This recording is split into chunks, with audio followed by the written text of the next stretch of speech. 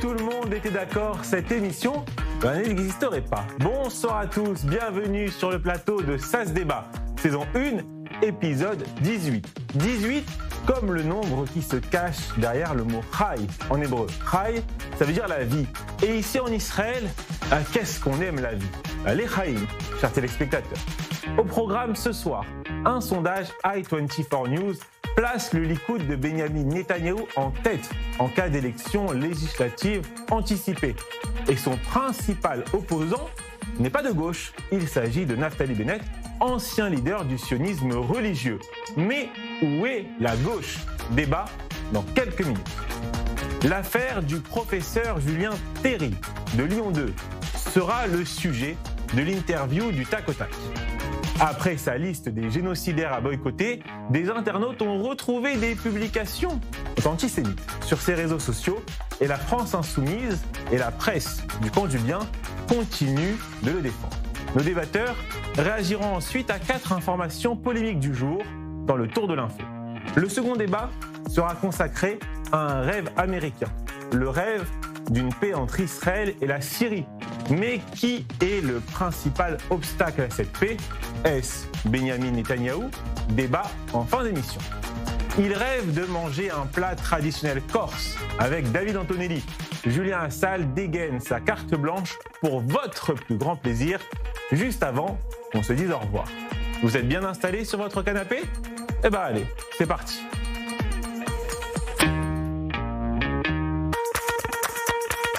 Ça se débat, saison 1, épisode 18, avec un casting de grande gueule. Peut-être que vous devriez baisser un peu le son de la télévision parce que ça risque de débattre fort ce soir. Bonsoir Nelly Kufer-Naouri. Bonsoir. Comment allez-vous? Très bien, merci. Un petit mot, on devait avoir une allocution de Benyamin Netanyahou sur la loi sur la conscription. Finalement, étant donné que Naftali Bennett, hier Lapid allait parler, il a reculé, il n'a pas pris la parole ce soir. Mais vous, que pensez-vous de cette loi telle qu'elle existe aujourd'hui, ce projet? Je pense que les Haridim doivent participer à l'effort de guerre, c'est indéniable. Pour autant, je pense que l'armée doit s'adapter également à leurs besoins. Donc il faut effectivement arriver à un accord sur cette loi pour que cette conscription ne se fasse pas de force, mais avec un élan de patriotisme. Et cet élan de patriotisme, on l'a vu quand même se réveiller pendant la guerre du 7 octobre. Et en face de vous, Guy Poran. Bonsoir Guy Poran. Bonsoir. Comment allez-vous? Très bien, merci. Guy, j'ai appris que vous serez bientôt en Hongrie.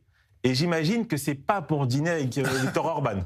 Non, pas du tout. J'étais invité avec un groupe d'Israéliens palestiniens pour participer dans un événement de Epicon, qui est une organisation financée par l'Union européenne pour favoriser la discussion entre Palestiniens et Israéliens, et pour supporter des dialogues et voilà. Et j'espère que ça va être bien. Vous nous raconterez ça à votre retour.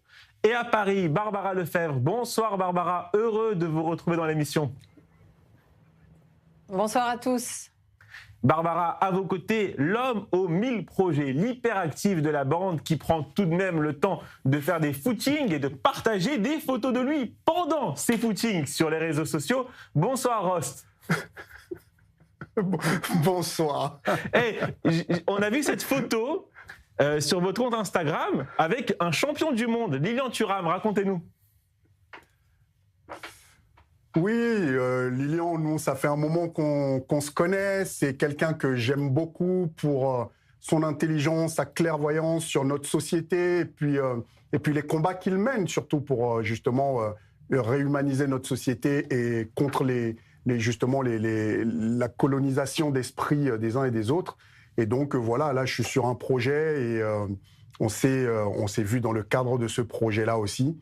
Et voilà, en toute amitié, et puis aussi pour le projet qui arrive mi-janvier. Un projet, un film, un projet musical, racontez-nous. Non, c'est pas un film, c'est un projet que je fais dans le cadre d'un combat que je mène aussi.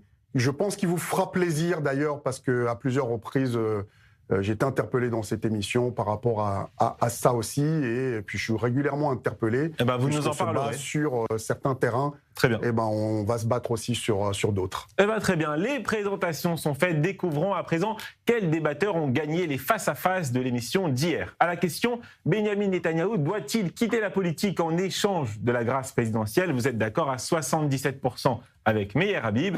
Et à la question, la coalition va-t-elle perdre les prochaines élections à cause de la loi sur la conscription des orthodoxes? Vous êtes d'accord à 71% avec David Antonelli. Bravo aux gagnants. J'ai eu des retours très positifs sur l'émission d'hier. Merci David, merci Meir, Jérémy et Myriam. Passons tout de suite au premier débat de l'émission. Dans un sondage i24 News diffusé hier soir, Yair Lapid et son parti Yesh Atid ne passeraient pas le seuil d'éligibilité en cas d'élections législatives anticipées. Yair Golan et son parti, les démocrates, enverraient seulement 10 députés à la Knesset. L'alliance classée à gauche dépasserait de justesse le seuil d'éligibilité avec 5 sièges. Ce sondage a inspiré l'équipe de SAS Débat et nous avons posé cette question à nos débatteurs. La gauche est-elle vouée à disparaître en Israël? Guy Poran a sorti son mégaphone et a crié « non ». Et Nili Kufernaoui a esquissé son plus beau sourire pour répondre « oui ». Ça se débat, saison 1, épisode 18, face à face 1, c'est parti. Nili, vous commencez, vous avez 1 minute pour convaincre nos téléspectateurs. Guy, vous enchaînez juste après. Tout le monde est prêt? Oui. Nili, c'est à vous. Je pense qu'effectivement, la gauche est vouée à disparaître parce qu'elle s'est toujours trompée dans l'histoire en pensant que les concessions territoriales amèneraient la paix. Or, les accords d'Oslo en 1993 nous ont fait quitter les grandes villes de Judée-Samarie et qui sont devenues des bastions terroristes. En 2000, Barak a quitté le Liban, nous y avons eu la guerre. Et en 2005, nous avons quitté la bande de Gaza pour leur laisser créer leur fameux État palestinien à la Singapour. Et le résultat, c'est que nous avons eu 19 ans de missiles continus et à la clé, l'horreur absolue du 7 octobre. Donc les concessions territoriales sont considérées comme une faiblesse dans un Moyen-Orient où c'est la loi du plus fort qui règne et donc elles amènent la guerre. Le 7 octobre, la guerre du 7 octobre a réveillé beaucoup de gens de gauche, notamment les gens des kibbutzim du Sud qui ont été véritablement touchés dans leur chair. Et par contre, elles ont réveillé un sentiment de patriotisme, d'amour de la patrie, du peuple et de la terre qui sont clairement des valeurs de droite. Merci Nili. Guy Poran, 1 minute pour convaincre. Regardez la caméra 2, c'est ici. Je vais vous surprendre, mes amis. La gauche est déjà disparue d'Israël. Mais pas seulement la gauche, la droite aussi. À la tête des gouvernements que les Likoud présentent comme gouvernement de droite, il y a un homme qui a voté pour l'Itnatkout, la retraite de Gaza, a serré la main d'Arafat et la qualifié d'amis, a libéré des milliers de terroristes importants, a financé la force armée de Hamas et a signé un accord prévoyant la création d'un État palestinien. Aujourd'hui en Israël, il n'y a plus ni gauche ni droite. Il existe un bloc politique qui se tient un État démocratique, libéral, avec un service militaire égalitaire, et un bloc qui se tient un État conservateur et messianique, prônant l'exemption des services militaires pour les Haredim. Une alliance bizarre entre partis ultra-zionistes et de partis anti-zionistes. Merci beaucoup Guy Poran. Tous les deux, vous avez respecté les 60 secondes, c'était parfait. Barbara, une question pour vous. À Paris, la gauche, elle n'a pas attendu ce sondage pour être en difficulté. Nous le constatons élection après élection depuis des années. Peut-être que la vérité est peut-être du côté de Guy Poran, qui dit qu'il n'y a plus ni droite ni gauche en Israël. Mais je crois qu'Israël connaît la même fragmentation politique que bien d'autres démocraties occidentales, parce qu'Israël est aussi une démocratie occidentale malgré son côté oriental. Cette fragmentation politique, c'est quand même une espèce de démocratie liquide qui, on le voit en France, le chercheur Finkelstein a écrit un livre là qui s'appelle « La démocratie à l'état gazeux ». En France, même ça y est, on est déjà arrivé à l'état gazeux grâce à Monsieur Macron en 10 ans. En Israël, il y a quand même encore une polarité. Et cette polarité, elle est justement très liée à la personnalité de Netanyahou. Mais je crois qu'effectivement, la droite traditionnelle et la gauche traditionnelle, c'est-à-dire le Likoud qu'on a connu avant et le Avoda qu'on a connu avant, ça n'existe plus en Israël. Mais je vous dirais que la droite et la gauche, ça n'existe plus non plus en France. France, il y a peut-être encore qu'aux États-Unis où les démocrates et les républicains ont encore quelque héritage, et vous voyez même comment Trump a transformé quelque part le parti républicain. Donc aujourd'hui, les configurations politiques partout se radicalisent. La gauche israélienne, la droite israélienne. Maintenant, je pense que ce qui maintient, et je serai un petit peu paradoxal là-dessus, ce qui maintient quand même l'unité israélienne dans un pays très fracturé politiquement, c'est Netanyahou. Netanyahou, c'est une sorte de catharsis collective. C'est-à-dire, tant qu'il est là, il y a l'unité. C'est ou l'unité pour lui, ou l'unité contre lui. C'est-à-dire qu'il hystérise d'un côté ses partisans qui le prennent pour le Messie, et il hystérise de l'autre côté des gens qui le prennent pour un horrible fasciste. Donc en fait, je dirais presque que c'est Netanyahou qui sauve pour l'instant la vie politique israélienne, parce qu'il oblige à la polarisation. Et sinon, ce serait, je crois, le pire et des grands balagans. Rost, l'alternative à Benyamin Netanyahou aujourd'hui, et on le voit dans ce sondage, mais aussi dans les autres sondages d'autres médias israéliens, se trouve chez des personnalités comme Naftali Bennett ou Avigdor Lieberman. Et on se souvient, il y a encore quelques années, comment la presse en France et dans le monde traitait Naftali Bennett ou Avigdor Lieberman. C'était des néo-nazis pour la presse internationale. Écoutez, de toute façon, avec les événements qui se sont passés, la manière dont on a traité le sujet, etc., moi, je ne suis pas étonné. On est d'ailleurs dans un mouvement mondial où vous avez les extrêmes de droite qui sont en train de prendre la place dans pas mal. Il y a quelques pays qui résistent malgré tout, mais il y a ce mouvement populiste, justement très fascisant d'ailleurs, dans certains endroits. On le voit avec Trump et ses sbires, et puis dans d'autres pays.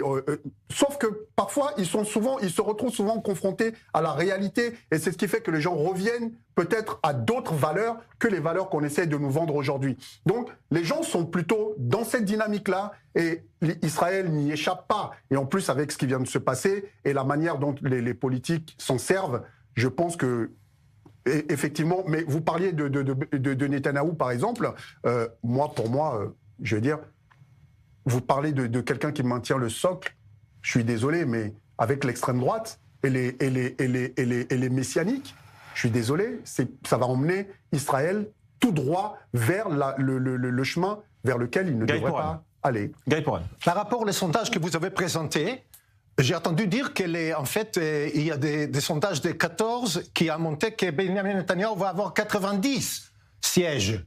Alors, j'ai regardé avant l'émission, et les moyennes de tous les sondages qui ont été faits en Israël, y compris les 14 et les I-24, la coalition en total va avoir 52. Et sans les 14 et les 24, les coalitions entières vont avoir 48. Alors, ce sondage-là, quand j'ai vu ça pour le premier mot, j'ai tombé par terre. Ok. Nili, la gauche, elle n'a pas su surfer sur certains des échecs de ce gouvernement. Elle aurait pu taper là où ça fait mal, et on n'arrive pas à l'entendre. Yair Lapid, on n'entend pas. Yair Golan, il essaie de se faire une place. Et aujourd'hui, lorsque on entend beaucoup d'Israéliens, ce qu'ils veulent, c'est qu'ils dégagent tous.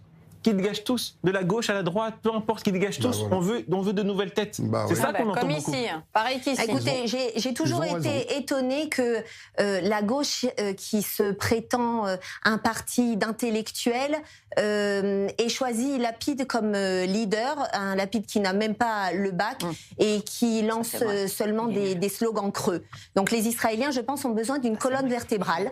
Et cette colonne vertébrale, elle est représentée par la droite qui, malgré bien entendu la responsabilité des politiques pour toute la politique qui a été faite jusqu'au 7 octobre et qui nous a bercé d'illusions également. Ça, je ne leur retire pas leur responsabilité, mais depuis le 7 octobre, ils ont su gérer cette guerre et cela se reflète dans ces sondages. Barbara Lefebvre, je vous entendais dans l'oreillette dire c'est vrai qu'il est nul en parlant de Yair Lapid. Il manque des leaders charismatiques. Il manque des leaders charismatiques d'un côté comme de l'autre. Et moi, j'adore regarder sur les réseaux sociaux, vous savez, les micro-trottoirs qui sont faits en Israël. Et lorsqu'on tend le micro aux Israéliens de façon spontanée, qui disent qu'ils aient voté à l'époque pour Netanyahou, qu'ils aient voté pour Otzma Yehudit, pour d'autres partis, il y en a beaucoup qui parlent aujourd'hui de dégagisme. À l'époque, on entendait beaucoup ce mot en France, le dégagisme. Et peut-être que le dégagisme en Israël, ça sera pour les prochaines élections. Barbara. Oui, mais il n'y a pas qu'en Israël le dégagisme. Mais vous savez... des fois, les fils ne font pas aussi bien que leur père. Moi, je pense que le père de Yair Lapid était un bien meilleur politicien. Je pense aussi à un autre niveau, une autre épaisseur intellectuelle. Tout comme, par exemple, en France, moi qui ai eu la chance de connaître André Glucksmann, je vous dirais que Raphaël Glucksmann, c'est pas non plus la grande épaisseur politique. Donc, vous voyez, Lapid et Glucksmann, pour moi, ils se ressemblent un petit peu. C'est-à-dire que ça parle. Encore que Yair Lapid, c'est un homme de médias, donc il sait un petit peu mieux s'exprimer dans les médias. Raphaël Glucksmann a même du mal dans les médias. Donc, vous voyez, je pense qu'effectivement, aujourd'hui, la gauche, elle a du mal à trouver des incarnations fortes. Et même si moi, je n'apprécie alors absolument pas Pedro Sanchez en Espagne, il a quand même une incarnation et un certain charisme quand il s'exprime. Et je pense que c'est ça qui manque aujourd'hui aussi. La politique, c'est de l'incarnation. La politique, il faut y aller, il faut mettre tout sur la table. Et aujourd'hui, on a des espèces de gauche d'abord toujours sur le ton de la morale, qui essaie toujours de nous tenir des discours un petit peu iréniques, avec de l'idéologie qui est devenue un peu mollasse. Et donc, et quand elle n'est pas mollasse, ça donne un Mélenchon. Et Mélenchon, voilà, lui, il a du charisme. Donc, encore une fois, l'incarnation, ça compte énormément. Et c'est ce qui donne envie aux gens de s'investir. Aujourd'hui, en Israël, le charisme à gauche, il n'y en a plus. Mais je pense qu'il faut trouver des personnalités parce que moi, même si je ne suis pas de gauche, y compris en Israël, je ne pense pas que la gauche soit la solution pour Israël, mais c'est hyper nécessaire pour un État démocratique. Et la gauche, elle a aussi fait Israël. Donc, on ne peut pas... Imaginez qu'il n'y a que la droite en Israël qui a voix au chapitre. Il faut une gauche et il faut une gauche forte aussi en Israël. Sinon, c'est plus la démocratie. Et le problème, c'est l'incarnation. Mais ça, c'est la responsabilité des politiques. Si la droite est meilleure, c'est parce que la gauche est nulle. Vous savez, on a la même chose en France. Hein. Merci à tous. Guy, un petit mot. Juste un petit mot. Rapide. Le charisme, ça dépend. Pour moi, Yair Golan et les démocrates, il est le plus charismatique, il est le plus honnête, le plus fort. Voilà la gauche. Rost? Non, mais dire que si la droite est forte, c'est parce que la gauche est nulle, c'est pas vrai. Il y a des gens à gauche qui portent des vraies ambitions, des vrais projets, une vraie vision, mais c'est pas cela qu'on met en avant. Parce que vous avez des appareils qui sont là, qui mettent des gens à leur tête et qui sont dans un système qui est devenu archaïque. Ils n'ont pas compris qu'il faille faire émerger des nouvelles générations, des gens issus d'horizons divers, d'horizons différents, et qui, eux, vont incarner autre chose que leur système dont plus personne ne veut. Et puis, n'oublions pas qu'aujourd'hui, vous avez la plupart des médias qui sont aussi rachetés par des milliardaires qui sont des gens qui sont en guerre avec le peuple.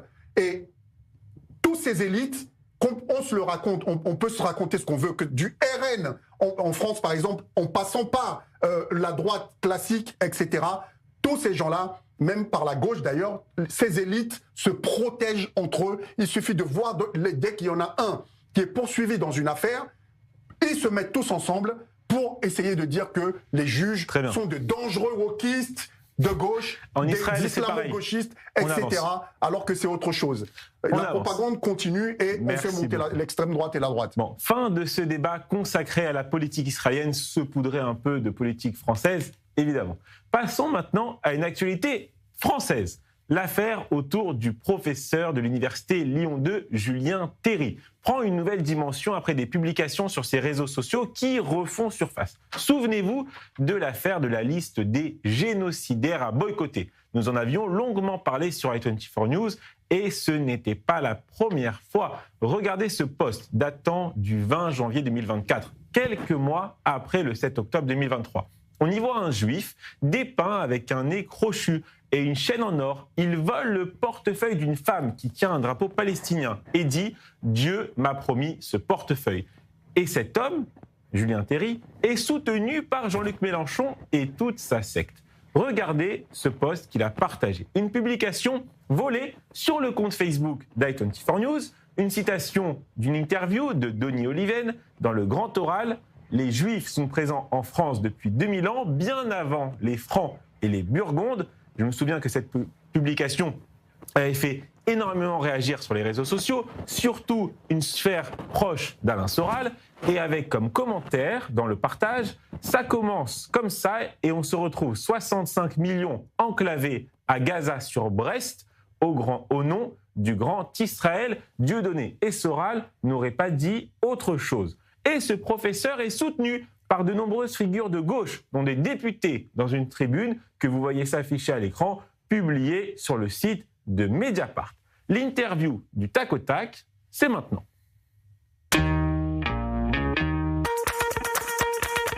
Pour en parler, nous accueillons Loïs Turpin. Bonsoir Loïs, vous êtes président de l'Uni Lyon et étudiant à l'Université Lumière Lyon 2, où enseigne ce professeur, Julien Terry.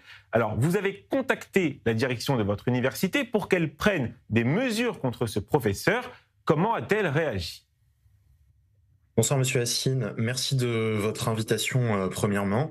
Effectivement, nous, avec l'Uni, on avait on était monté au créneau contre la liste de génocidaires, entre guillemets, à boycotter qui avait été diffusée par cet enseignant. En parallèle de notre communication sur les réseaux sociaux, on avait adressé un mail à la présidente de l'université ainsi que ses équipes, notamment son cabinet, et on a eu comme simple réponse très laconique, une réponse de sa directrice de cabinet qui nous indiquait ne pas avoir plus d'informations à nous donner, si ce n'est que la présidente aurait échangé avec l'enseignant concerné lundi dernier au matin, et on n'a pas eu une seule information supplémentaire à ce sujet. On a découvert simplement par voie de presse que la présidente avait saisi la justice pour qu'elle s'empare du dossier, mais en réalité la présidence, elle a le pouvoir de sanctionner de manière disciplinaire cet enseignant, et elle ne veut pas le faire, et elle se cache derrière sa saisine de la justice, puisqu'elle indique que suite à la décision de justice qui sera rendue, mais on connaît très bien les délais de rendement des décisions de justice en France, que suite à cette décision de justice, elle prendra des mesures. Mais nous, ce qu'on attend aujourd'hui, c'est qu'elle prenne des mesures maintenant face à ces propos qui sont totalement inacceptables. Et que fait le ministre de l'Enseignement supérieur, Philippe Baptiste ? Le ministre de l'Enseignement supérieur, Philippe Baptiste, s'est simplement contenté de s'indigner vis-à-vis de cette publication et de condamner. Mais en réalité, nous, on a besoin que ce ministre intervienne réellement pour dénoncer cela, pour prendre des mesures fortes et pour enfin remettre un peu d'ordre à Lyon 2, puisque c'est sa capacité, puisqu'on y viendra peut-être après. Mais aujourd'hui, il y a un climat d'antisémitisme ambiant au sein de cette université qui n'est plus acceptable et plus possible. Allez-y, racontez-nous. Écoutez, nous, on a constaté cela depuis la fin de l'année dernière. Une première affaire que tout le monde connaît, c'était l'affaire Balanche, avec l'interruption d'un cours d'un enseignant, Monsieur Fabrice Balanche, qui a vu faire irruption dans son cours une vingtaine d'antifas qui étaient pour certains cagoulés et qui l'ont expulsé manu militari de son cours au cri de racistes, sionistes, c'est vous les terroristes. Ensuite, en ce début d'année, nous, avec notre campagne de recrutement pour gonfler nos effectifs à l'Uni Lyon, on a eu tout un tas d'étudiants et d'étudiantes de confession juive qui nous ont rejoints et qui nous ont dit qu'en fait, on était les seuls aujourd'hui à prendre à bas le corps ce sujet de l'antisémitisme à la fac et à littéralement monter au créneau et engager des actions en faveur de la défense de ces étudiants et de la lutte contre l'antisémitisme. Ces mêmes étudiants qui nous ont rejoints depuis le début de l'année, en réalité, ils ont vécu des brimades du fait de leur confession. Malheureusement, c'est des actes qu'on n'a pas pu dénoncer formellement, puisqu'en fait, c'était des petites phrases comme ça, à la sortie d'un amphi, au détour d'un cours, et rien de bien concret et de matériel pour monter au créneau. Mais nous, nos étudiants de confession juive qui sont chez nous à l'Uni, nous ont indiqué justement ces faits. Loïs Turpin, vous connaissez le principe de l'émission, on va faire réagir les panélistes autour de la table. Et je vais commencer avec vous, Barbara Lefebvre, parce que cet enseignant, il est soutenu, comme j'ai dit dans l'introduction de ce sujet, par de très nombreuses personnalités de gauche dans une tribune publiée sur le site de Mediapart. Oui, en effet. Outre la galerie d'universitaires notamment, qui signent un soutien à ce personnage, qui est quand même assez étonnant, parce que qu'ils se battent pour la liberté d'expression, je veux bien, mais alors il aurait fallu vraiment qu'ils aillent décortiquer le site, le compte X de ce monsieur pour se rendre compte qu'il a un problème d'ordre pathologique. Alors évidemment, ce monsieur Terry a commis un article absolument hilarant, parce que ça relève du grand comique, expliquant qu'en réalité, il ne peut pas être antisémite parce qu'il est de gauche et que l'antisémitisme à gauche est une fake news. Alors là, moi, ce qui m'inquiète d'autant plus, si vous voulez, c'est que c'est un historien. Parce qu'encore, on m'aurait expliqué que c'est un prof de physique ou, je me dirais, il est peut-être pas au courant de l'histoire, mais moi, ce qui m'inquiète énormément, c'est que cet homme-là, il est professeur d'histoire et qui plus est d'histoire médiévale. Donc la question notamment notamment de la présence juive en France à l'époque médiévale, il devrait quand même connaître un petit peu. Donc c'est vraiment un personnage assez terrifiant qui anime par ailleurs une émission dans le média, la chaîne de Jean-Luc Mélenchon, ce qu'il a tout à fait le droit de faire.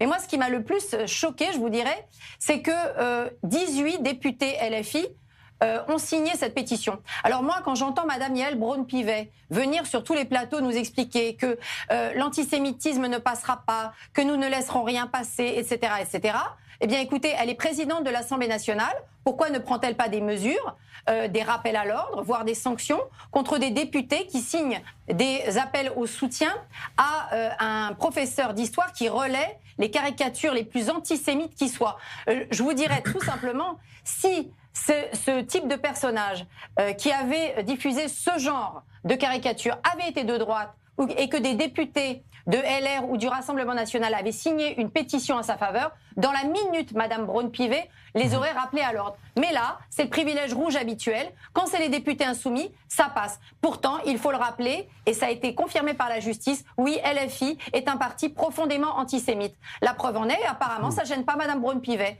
Elle a vraiment la lutte contre l'antisémitisme à géométrie variable. Rost, on vous écoute sur ce sujet. Non, mais c'est extraordinaire de dire qu'aujourd'hui, moi, je n'ai entendu aucune personne de LFI être condamnée à ce jour par la justice pour antisémitisme. On les accuse en permanence d'être antisémites parce qu'ils ont combattu, la plupart ont combattu le massacre qu'il y a eu à Gaza. Ross, tous les violeurs ne sont pas condamnés par la justice, ça reste des violeurs. Non mais ok d'accord, oui mais sauf qu'à un moment donné, il y en a quelques-uns quand même qui sont condamnés. Et aujourd'hui, à ce que je sache, chez LFI, citez-moi un seul qui a été condamné. Ça va venir avec tous les articles 40, alors, ça va venir. Je vous ai pas coupé. Alors dites-moi aujourd'hui, citez-moi un seul qui a été condamné. C'est le cas, mais la justice française est assez lente, on le sait tous. Il y a des affaires qui sont en cours. Par exemple, affaire qui oppose actuellement Rima Hassan avec une élue strasbourgeoise, on en a parlé dans cette émission. Et il y a d'autres affaires qui vont être jugées. Émeric Caron face à Rachel Kahn. Voilà, et aussi l'affaire qui oppose Meir Habib avec David Guiraud qui avait insulté Meir Habib de porc. Et Nora Bussini contre Paul Vanier. Ne vous inquiétez pas, tout ça va bien arriver. Donc vous présagez déjà de la condamnation que la justice va faire dans ces... Non, mais moi, je suis factuel, monsieur. Oui, bien sûr. Monsieur Assine. Dans les faits mais aussi... Est-ce que Julien Terry... Je ne vous ai pas coupé. Vous avez parlé 10 minutes, on ne vous a pas coupé. Dans une enquête, dans plusieurs enquêtes effectuées auprès de la communauté juive, lorsque vous leur demandez les partis qui font monter l'antisémitisme en France, c'est pas pour rien que 92% des juifs de France parlent de la France insoumise. 92%, c'est pas un chiffre anodin. Mais vous savez... Je vais vous dire une chose. À force de répéter les mêmes choses aux gens, à force de toujours les pointer les mêmes du doigt, on fait exactement, on arrive à ces résultats-là. Je le vois moi-même avec les gens d'extrême droite et le racisme dans ce pays, à force de toujours pointer les immigrés, de pointer toujours les mêmes, les migrants, les musulmans, on finit par en faire des coupables idéaux. Donc, pour revenir à l'affaire dont on parle. Donc vous avez, au fait, je dis tout simplement, moi je suis très factuel, vous savez. À ce jour, tout le monde dit que tous les gens des LFI sont des antisémites, mais sur etc. Ces dessins, à ce jour, il n'y en a pas un seul qui a été condamné par la justice. Donc laissons la justice faire son boulot. Sur le dessin que vous voyez, est-ce que ce dessin, vous le considérez comme antisémite, ce dessin, cette caricature du juif avec le nez crochu, qui vole, avec sa chaîne en or, qui vole et qui dit « c'est parce que Dieu me l'a promis ». Comme pour parler des Israéliens qui disent comme la terre promise en parlant d'Israël, ce dessin-là avec une kippa sur la tête, une étoile de David, une chaîne en or comme ça, un nez crochu, ça rappelle des caricatures antisémites d'avant la Seconde Guerre mondiale, Rost, clairement. Alors encore une fois, c'est ce que je vous dis, que la justice fasse son boulot. Nous, c'est à un moment donné, ça me paraît complètement illégal. Nous sommes des policiers de la pensée, en fait. C'est ça, en fait, vous voulez faire de nous des policiers, des juges de la pensée. Non, moi, vous ne ferez pas de moi un juge ou un policier de la pensée. Quand quelqu'un a fait quelque chose que je vois devant moi et qui est réellement antisémite, un acte d'agression, etc., je réagirai, moi, en tant que citoyen, par rapport à ça. Mais sur ce genre de choses, laissons la justice faire son boulot. Ah, ça, c'est pas clairement antisémite. Excusez-moi, mais... Attendez. Nili. Non, ce qui s'est passé à l'université Lyon 2, ça n'est pas un simple dérapage, c'est un symptôme d'un antisémitisme bien ancré dans le milieu universitaire français. Il y a énormément de juifs français, d'étudiants juifs français qui ont dû quitter les rangs de l'université parce qu'ils ont été victimes de l'antisémitisme. Et ça, c'est quelque chose qui est inacceptable. D'un autre côté, je préférerais qu'ils viennent étudier dans les universités israéliennes, ça me dérangerait pas. Mais il est inconcevable de laisser faire ce genre de propos. Il ne s'agit pas d'un étudiant qui a publié ça, il s'agit d'un professeur qui a une emprise sur les étudiants, qui est payé par l'État français. Ces étudiants, d'ailleurs, on les retrouve dans les manifestations pro-Hamas. Et lorsque vous leur demandez qu'est-ce que ça veut dire de la mer au Jourdain, la Palestine sera libre, ils ne savent pas vous dire quelle est cette mer, ils ne savent pas vous dire quel est le Jourdain, de quoi il s'agit. Et donc, ils ne connaissent rien ni en histoire ni en géographie. Mais ces universitaires ont une grande emprise sur eux. Justement, je ne suis pas expert sur la situation en France, mais en caricature comme ça, à mon avis, c'est une incitation claire, nette et précise. Pourquoi il n'y a pas de plan tout de suite à la police pour... et si c'était en Israël, c'était tout de suite traité comme un crime. Qui doit être traité par l'État. Alors, Loïs Turpin, on vous écoute, vous avez entendu l'ensemble de nos débatteurs en plateau, vous vouliez réagir?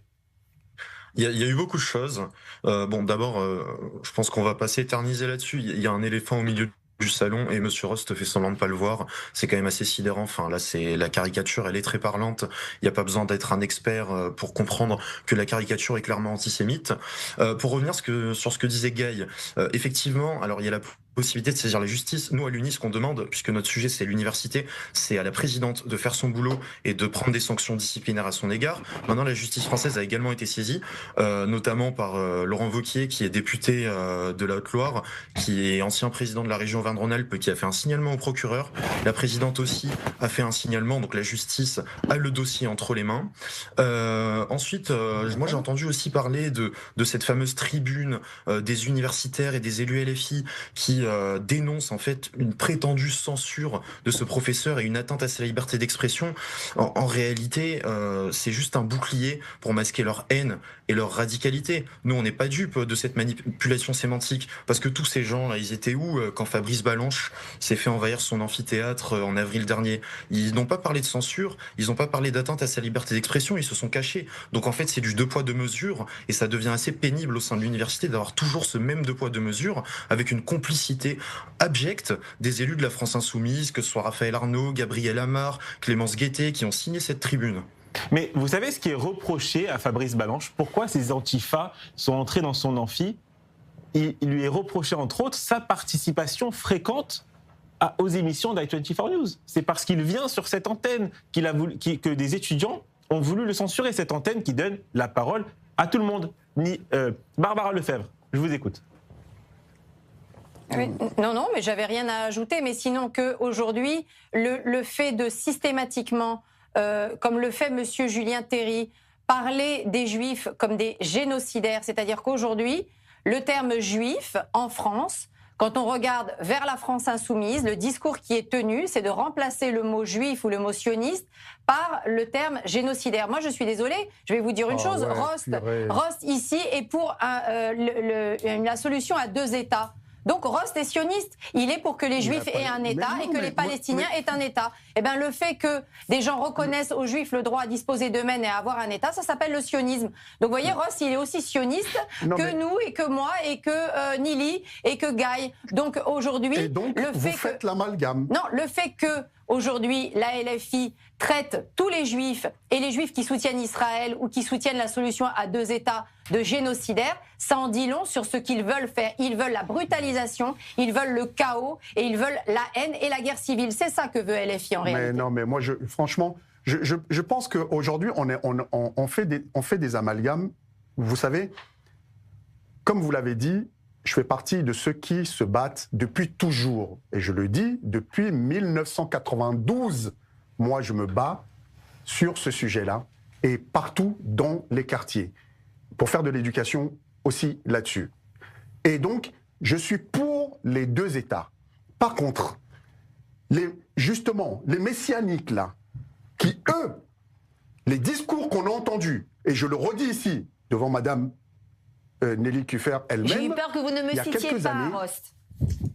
Oui. Il y a quelques années, le discours que vous avez tenu sur ce plateau même avec Benjamin Pétrovert à l'époque, oui. était d'une violence, et c'est exactement, il n'y a aucune différence. Je n'ai pas changé d'avis. Les personnes qui disaient qu'il fallait détruire aussi Israël, vous disiez qu'il fallait détruire aussi les Palestiniens. C'était exactement le discours que vous teniez ici sur ce même plateau. C'est exactement ce que vous aviez dit. D'ailleurs, je me souviens très bien, puisque la chaîne m'avait même appelé pour s'excuser, pour vous dire. Bref. Donc, je veux dire, à un moment donné, il faut arrêter... Condamner, et d'ailleurs moi je le précise à chaque fois sur ce plateau. Je préférais qu'on reste sur les paroles de Barbara qui disait que vous étiez sioniste, Rost, et je pense que ça va faire plaisir à tous les téléspectateurs. Lorsqu'on condamne... Non mais, vous savez, c'est pour ça d'ailleurs que je vous dis que le fait de dire que quelqu'un qui est anti-sioniste est forcément un antisémite, pour moi c'est une connerie absolue. C'est le cas. Absolue. C'est simplement voilà, c'est tout. Allez. Beaucoup plus politiquement correct on est antisioniste plutôt que d'être antisémite. Faut qu'on avance. Et d'ailleurs, la définition de l'antisémitisme par l'IHRA inclut l'antisionisme et elle a été approuvée par l'Assemblée nationale en France. Loïs Turpin, merci beaucoup d'avoir répondu à nos questions. On se retrouve très vite s'il y a une autre actualité à Lyon 2. Merci beaucoup d'avoir accepté notre invitation. Mesdames, messieurs, si vous le voulez bien, je vous propose maintenant de faire le tour du reste de l'info.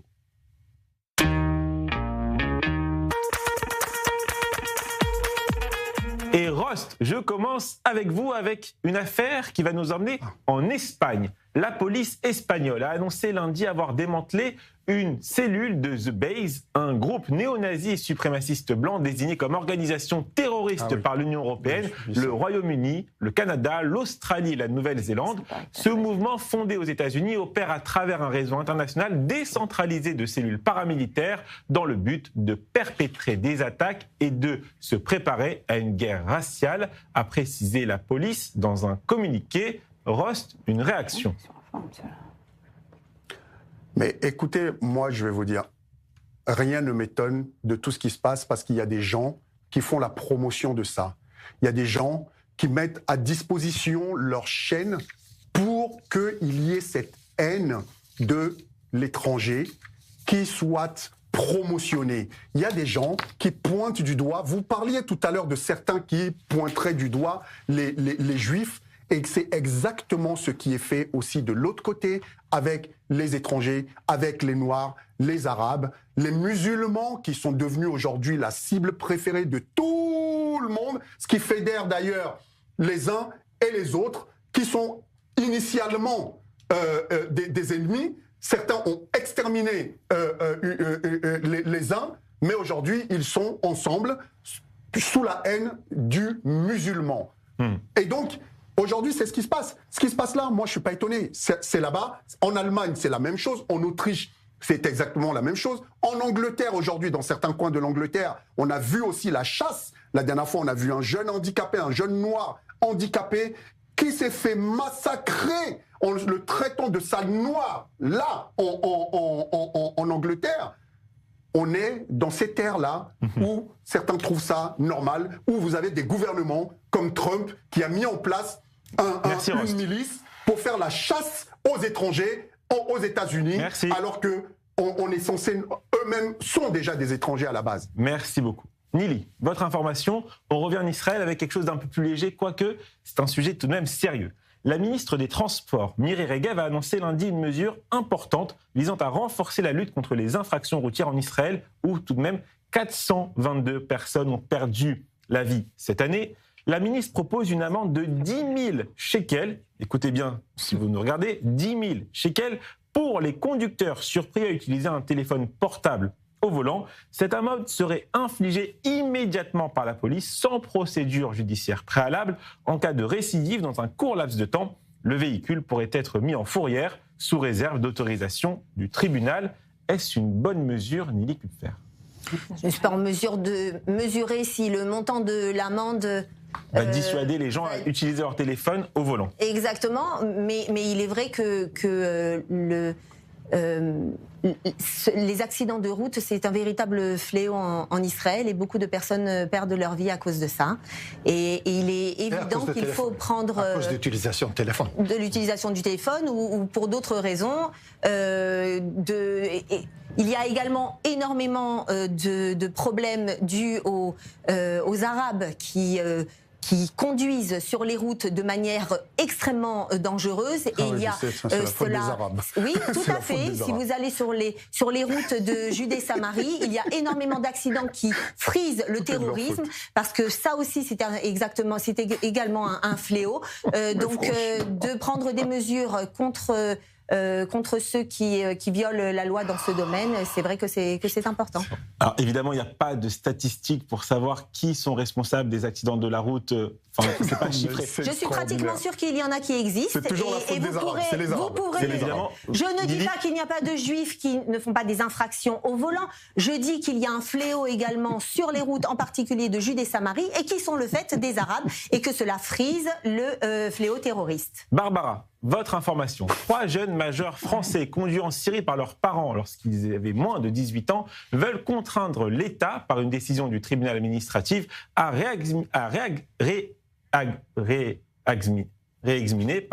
réexaminer leur situation avec l'espoir d'obtenir un rapatriement. Je suis désolé. Après une audience fin novembre, le tribunal administratif de Paris devrait rendre sa décision dans une quinzaine de jours, a indiqué lundi leur avocate, Maître Marie Dosé. J'espère que, Barbara, vous avez compris l'information, même si j'avoue que j'ai un peu bugué. Oui, tout à fait. Pardon. Non, mais c'est effectivement des situations qui sont très ambivalentes. La question du retour en France des djihadistes, on sait le problème qu'on a déjà avec le retour des femmes djihadistes. Certaines, de toute façon, ils sont tous judiciarisés, donc certaines sont en prison. Les enfants ont été confiés souvent à la famille. On confie ça en général aux grands-parents qui sont enfin soulagés de voir leurs petits-enfants revenir et qui espèrent pouvoir leur donner une éducation qui puisse les déradicaliser si tant est que ce soit possible. Surtout qu'ils ont passé des périodes très longues dans les camps de rétention surveillés par les Kurdes.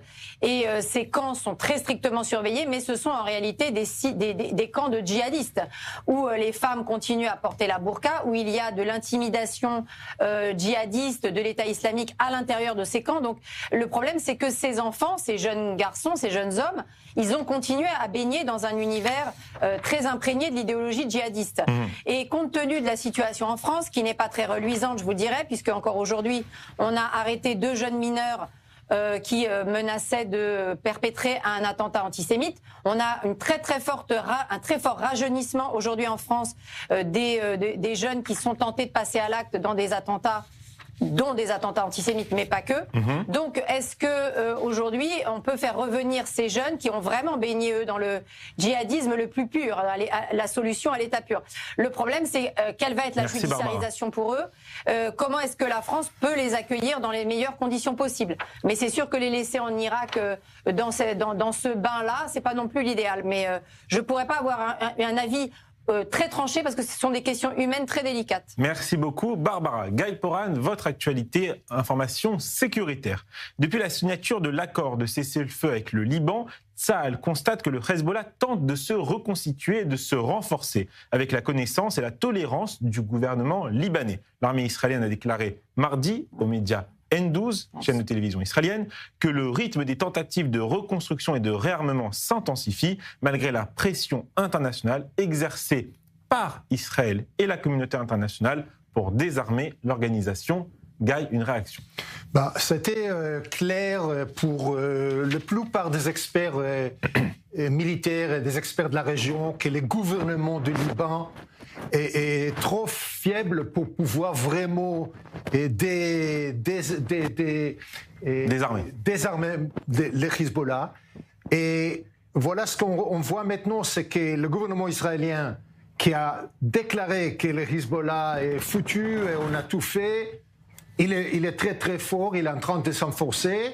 En Iran, ils sont foutus, ils sont finis, mais en même temps, ils sont en train de continuer de construire le missile.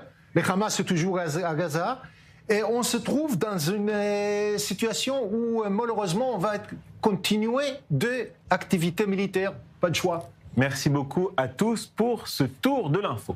L'administration Trump craint que les frappes israéliennes répétées en Syrie ne déstabilisent le pays et ne compromettent les espoirs d'un accord de sécurité israélo-syrien, ont déclaré 2 hauts responsables américains à Axios. Nous essayons de faire comprendre à Bibi qu'il doit cesser ses attaques, car s'il continue, il se tirera une balle dans le pied, a déclaré l'un de ses responsables, faisant référence au Premier ministre Benjamin Netanyahou par son surnom. Ces révélations ont inspiré l'équipe de SAS Débat et nous avons posé cette question à nos débatteurs du soir. Benjamin Netanyahou est-il un obstacle à la paix entre Israël et la Syrie ? Rost, qui je crois, c'est un scoop exclusif, SAS Débat, n'aime pas beaucoup Bibi, a répondu oui, et Barbara a répondu non. SAS Débat, saison 1, épisode 18, face à face 2, c'est parti. Rost, vous avez 1 minute pour convaincre nos téléspectateurs. Barbara, vous enchaînez juste après. Tout le monde est prêt ? N'oubliez pas, 1 minute. Rost, c'est à vous.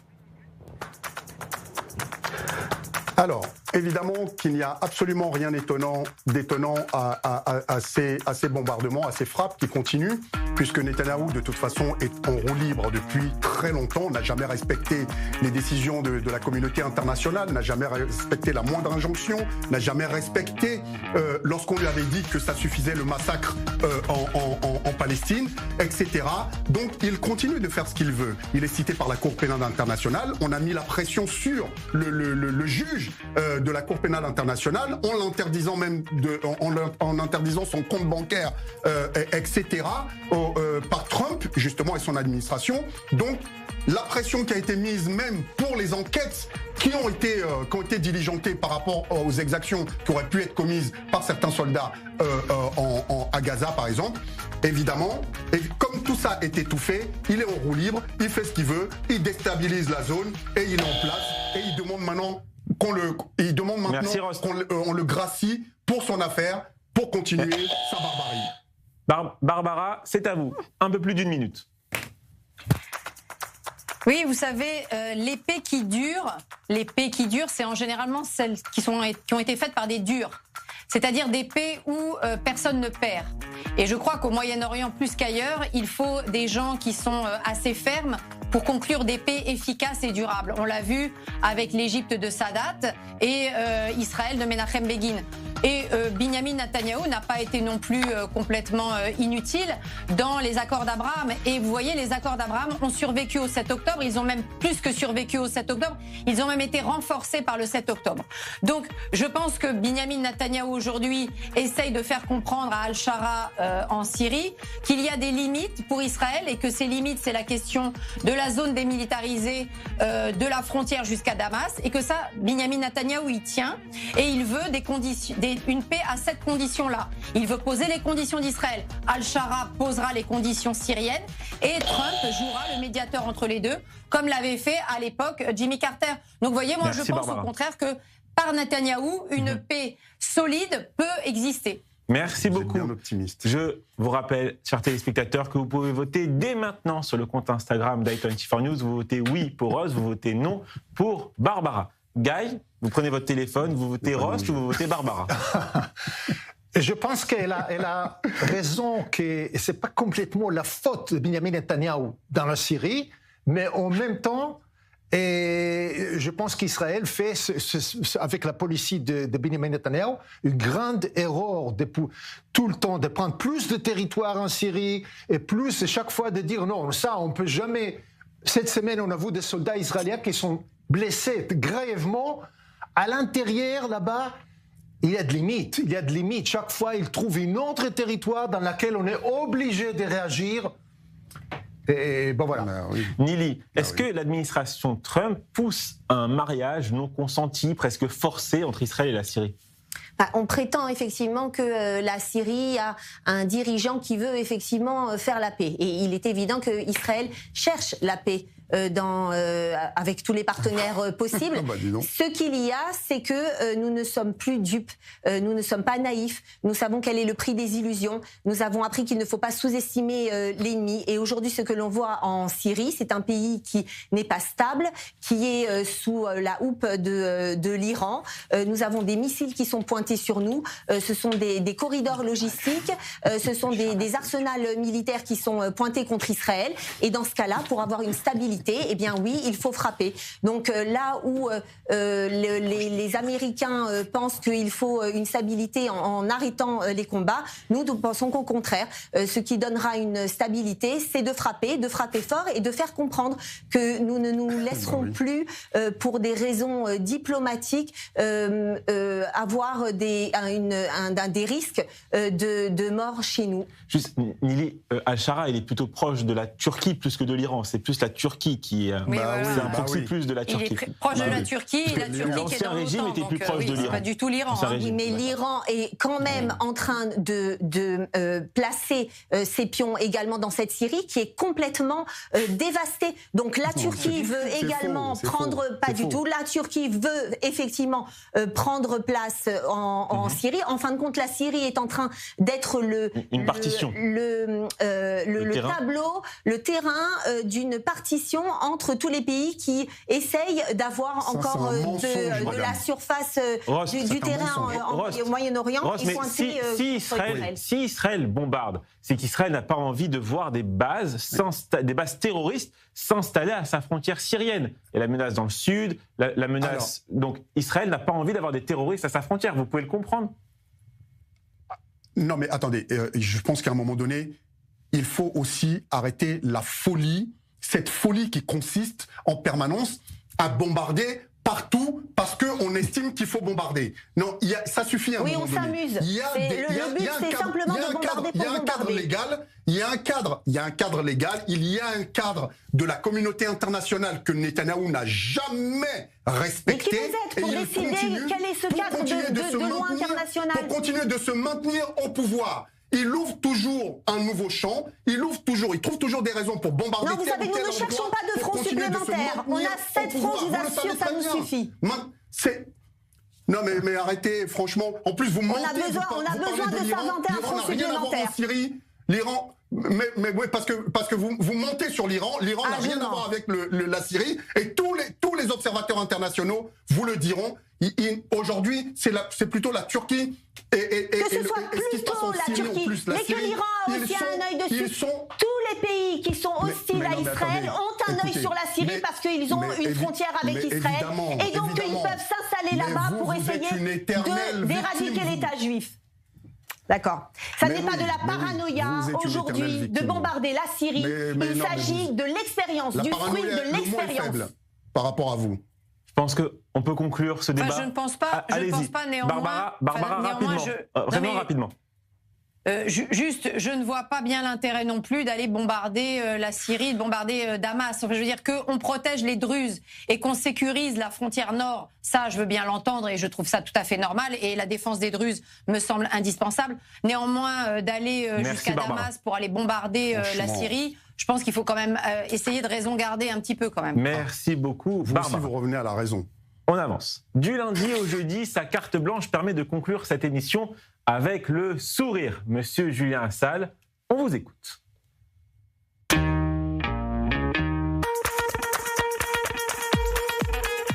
Elles sont affreuses les lasagnes de Mams.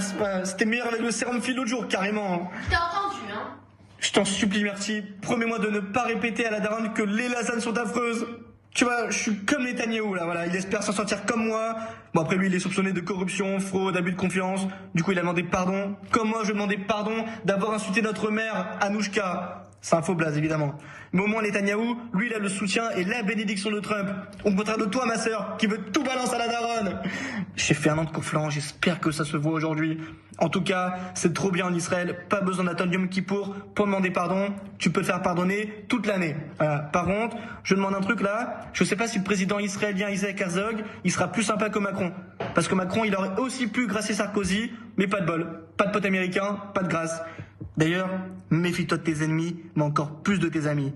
C'est une citation. En tout cas, pour revenir avec Isaac Herzog, il fait quoi dans tout ça, lui?